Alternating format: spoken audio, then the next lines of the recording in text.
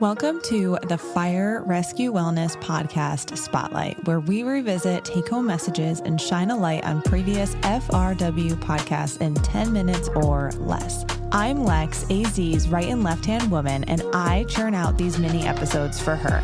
Let's go.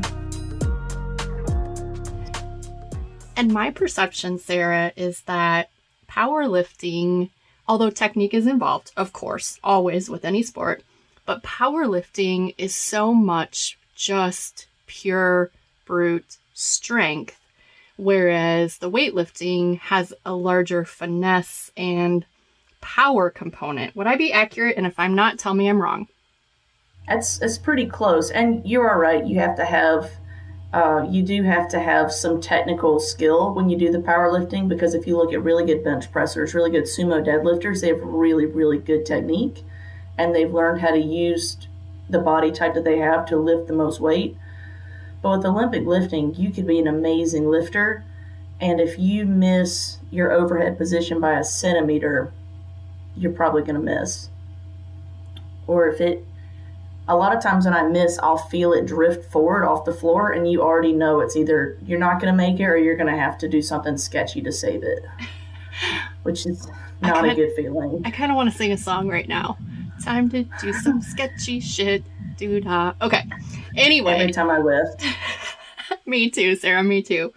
And so because of the different demands of those two different sports, it's my perception that because they truly are different, that's why most people don't cross over and dabble into both. Accurate? Mm-hmm. Okay. Yeah. Accurate. Yeah, that's why most people don't cross over. They're very different, and they're very different people that do them, I think. I would agree. I think one of my favorite clients I ever had, in fact, and he was a nutrition client. He was not a sports performance client. He was a nutrition client, but he was a weightlifter. And I'm telling you, I was so invested in his meets and so invested in his performance, and my whole firehouse would sit around and watch. Here's a little shout out to Will Easley. They would sit around and watch him.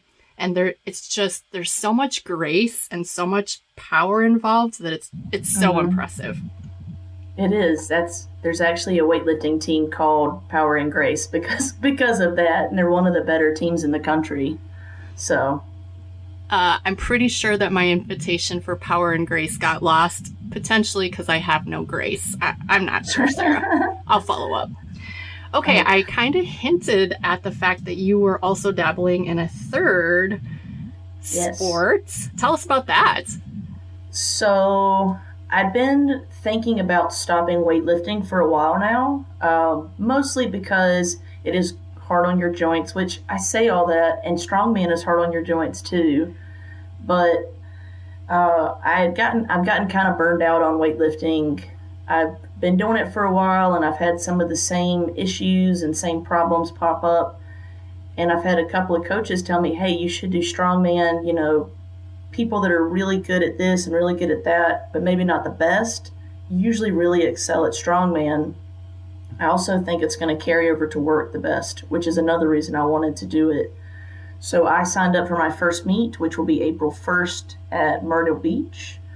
Super exciting. And I went full send. So in strongman, you can do novice, which means you've never competed before, or you can do open and then pick your weight class, which is people that have competed, potentially people that have pro cards, and that's what I signed up for. So of course you did. Who knows what I'm getting into? Because why not? All right, well, I'm actually going to tag Keith Hare in the show notes. Mm-hmm. Keith is the strength and conditioning health and wellness guy at Horry County, which is Myrtle Beach. So I'm going to make sure he comes and watches you compete. Amazing. Yeah, we met at Summer Strong. He was there. Yes, and probably cheering you on. One of the nicest guys in the world. So, Sarah, how has your training in all of these strength sports either helped or hindered your career in firefighting? Tell me about that aspect of it. So I personally believe that being a weightlifter and a powerlifter has only made me a better firefighter. But I do think that being a firefighter definitely affects my training, not always in the best way. Because, at the end of the day, I'm not making any money weightlifting or powerlifting. And if the tones go off at 2 a.m, I can't say, oh, well, tomorrow's max out Friday. I can't get up. You guys are going to have to go without me. No, you have to get up and you have to go to the call and, run the lift assist or the fire alarm or the house fire and then watch the sun come up, And then you go home and get a nap and hope for the best. And smoke something and hope for the best. Yeah. Yeah. But I do think it's helped a lot because when we would do any type of physically demanding things during recruit school or anything during work, it was never really a problem for me to, I had to learn the technique, but I learned how to flip a ladder up on my shoulder and throw it that way, that's a pretty physically demanding task that not everybody could do. Or picking up a bunch of heavy stuff and carrying it from point A to point B. I've never had any issues with that. I do really well on the abilities test every year. Anytime we have to go do a lift assist on a larger patient, all the guys always joke, they're like, oh, we'll just let Sarah pick he or she up, it's no big deal.